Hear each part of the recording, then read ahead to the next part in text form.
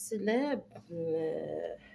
ቴዲ ራያ አሟሟት አዲስ መረጃዎች እየወጡ ይገኛሉ ማለት ነው። እነዚህ መረጃዎች ወሳኝ ናቸው። ግዴታ ልንተነፍሳቸው የምንችላቸው ወሳኝ መረጃዎች ናቸው ማለት ነው። ቴዲ ራያን ማን ገደለው? ግን የቴዲ ራያን መሞት ለምን በሚስጥር አስቀሩት? ለምን ሚስጥሩ እንዳይወጣ ተድበቅብቆ እንዲቀር አደረጉት? ብሬክስ ሀበሻዊ ለምን ግን? አሰላሙ አሌይኩም ወራህመቱላሂ ወበረካቱ። ሰላም ጤና ይስጥልኝ።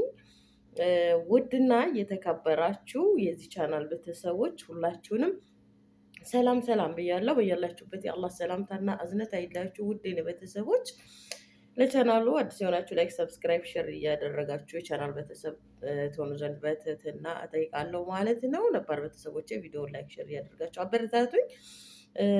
ዛሬ እንግዲህ በድጋሚም በወንድማችን ቴዲ ራያ በድጋሚ እየመጣን እንገኛለን ማለት ነው። እንግዲህ ሁላችሁም እንደምታውቁት ከ5 ቀን እንግዲህ 8 ቀን ሊሆነው ነው ባይዘዌ ከ7 ቀን በፊት የሞተው ወንድማችን ስደተኛው የኛው ቢጤ ስደተኛ የሆነ ወንድማችን ቴዲ ራያ እንግዲህ በሪያድ ከተማ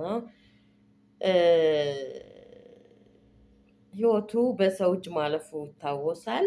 ግን ይህን ተከትሎ ብዙ ወሬዎች እየተናፈሱ ይገኛሉ ማለት ነው። የሞተበትን አንዳንዶች የሞተውበትን መንስኤ በምን እንደሞተ ይናገራሉ። ትክክለኛ ባይሆንም አንዳንዶቹ አንዴ በሴት አንዴ በምን ያረጉታል። ያ በቃ ሞተ በምንም ሆነ በምን ያንን እንግዲህ ዘመዶቹ ወጥተው ትክክለኛውን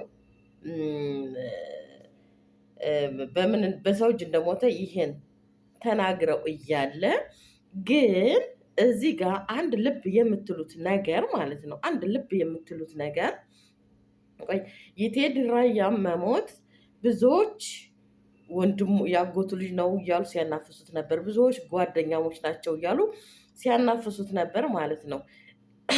ይቅርታ።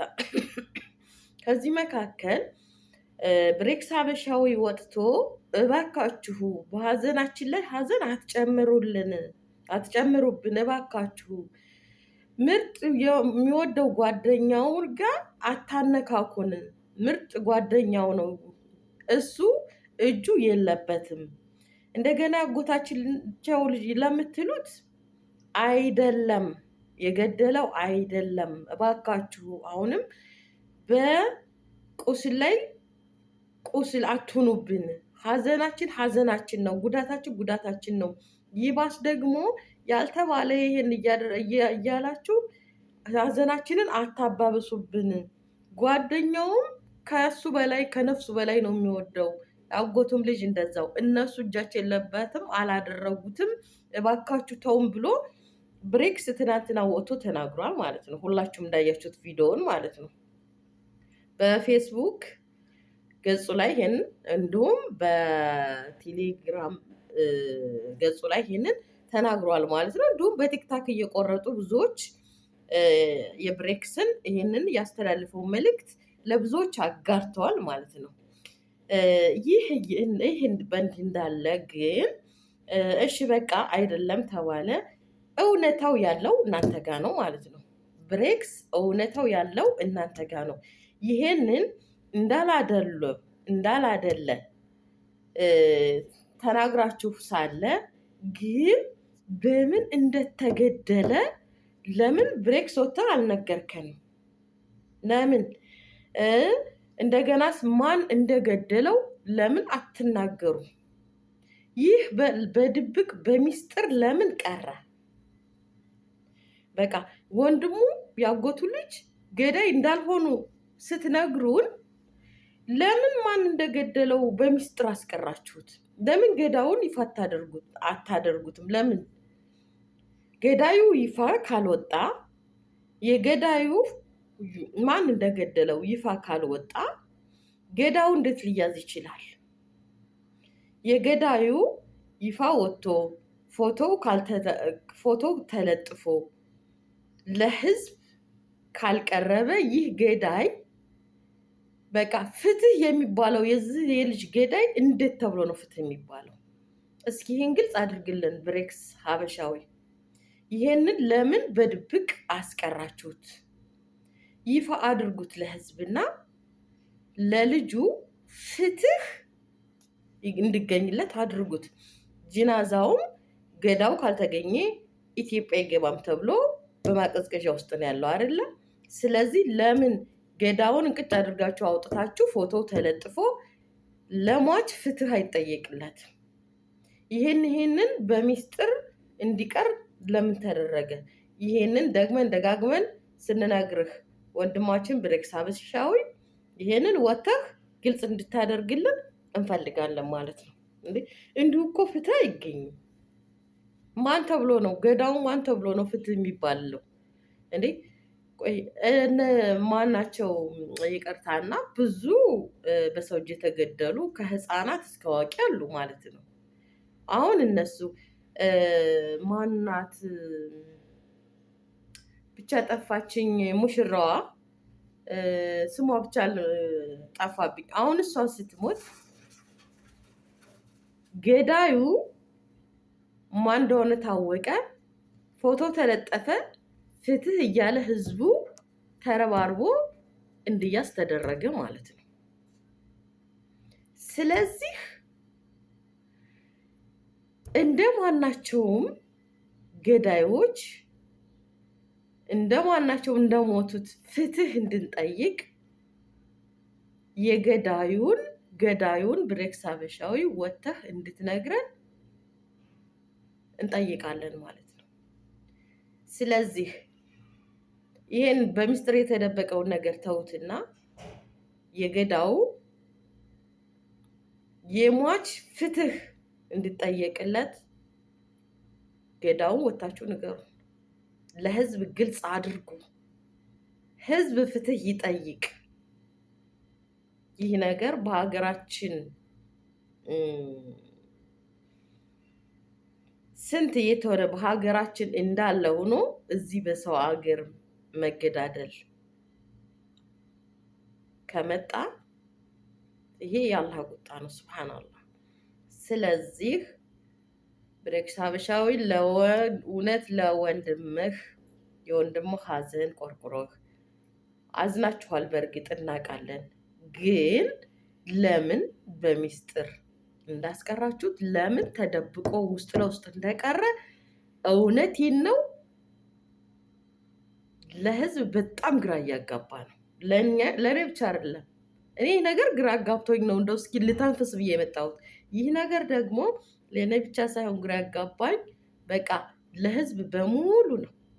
ፍትህ እንጠይቃለን። ፍትህ ሳይገኝ ሬሳው ጅናዛው ወደ ኢትዮጵያ አይገባም። ፍትህ እንዴት ነው ፍትህ? እሺ ቆይ ይሄ ገዳውን አምቃችሁ ይዛችሁታል። ጠፍቷችሁ አይደለም። ሞቱን ስትሰሙ ማን እንደገደለው ሳታውቁ ቀርታችሁ አይደለም። ፍርጥ አድርጉት። ያጎቱም ልጅ ከሆነ እንግዲህ ቀዳ ቀድር ነውና ጊዜው ነውና ያጎታችሁም ልጅ ከሆነ ለምን ይደበቃል? አውጡት፣ በቃ ይፈንዳ። ስለዚህ ይሄ ጅናዛ መቼ ነው ፍትህ አግኝቶ ጅናዛ ወደ ኢትዮጵያ የሚገባው ነው? በቃ እናትዬ እያለች ሬሳውን አይታ እንኳን እንዳትቆርጥ ማቀዝቀዣ ውስጥ ተቀምጦ ፍትህ ሳይገኝ አይሄድም ተብሎ ማቀዝቀዣ ውስጥ ተቀምጦ እንዴት ነው የሚሆነው? ፍትህ የሚጠየቅለት ምን ተይዞ ነው? የዚህ ልጅ ፎቶ የለም። ገዳውን ሸፍናችሁ ይዛችሁታል እንዴ? ፍትህ እንዴት ይጠየቃል? ገዳውን ብታወጡት እኮ ማለት ነው ለህዝብ ግልጽ ነው፣ ለህጉም ግልጽ ይሆናል፣ ለፖሊሶችም ግልጽ ይሆናል። ለሁሉም ግልጽ የሆነ ነገር ደግሞ ፍሬ ያፈራል። በቃ ፍሬ ያፈራል። ከህዝብ የሚያመልጥ ነገር የለምና በድብቅብቅ ከምታስቀሩት ብሬክስ ሀበሻዊ ውጣና ንገረን። ለሟች ፍትህ እንጠይቅ። ፍትህ እንበል። በቃ ሁላችን በያለንበት ፍትህ እንበል። ሚዲያ አለን፣ ወተን መተንፈስ እንችላለን። እና እኔ የምር ገርሞኛል። እኔ እኮ ትናንትና እንደዛ ብሎ ሲናገር ብሬክስ መፍሩድ ገዳዮቹን ያወጣል ብዬ ነበር እና ሳየው ይችኑ ብቻ ተንፍሶ ጠፋ። ስለዚህ ቶሎ በአስቸኳይ ቶሎ ቶሎ ቶሎ ገዳዩን ይፋ አድርጉልን፣ ፍትህ እንጠይቅ። ገዳዩ ይፋ ከሆነ ለመንግስትም፣ ለህጉም፣ ለፖሊሶችም፣ ለህዝቡም ግልጽ ይሆናል ማለት ነው።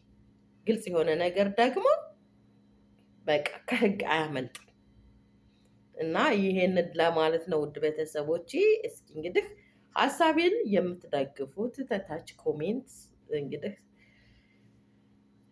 ኮሜንት አስቀምጡልኝ። ሀሳቤን የደገፋችሁት ሀሳብ አስተያየታችሁን ኮሜንት ላይ አስቀምጡልኝ። እንግዲህ የልጁም እንግዲህ ደመ ከልብ አይሆንበት፣ ደሙን አላህ ያውጣለት።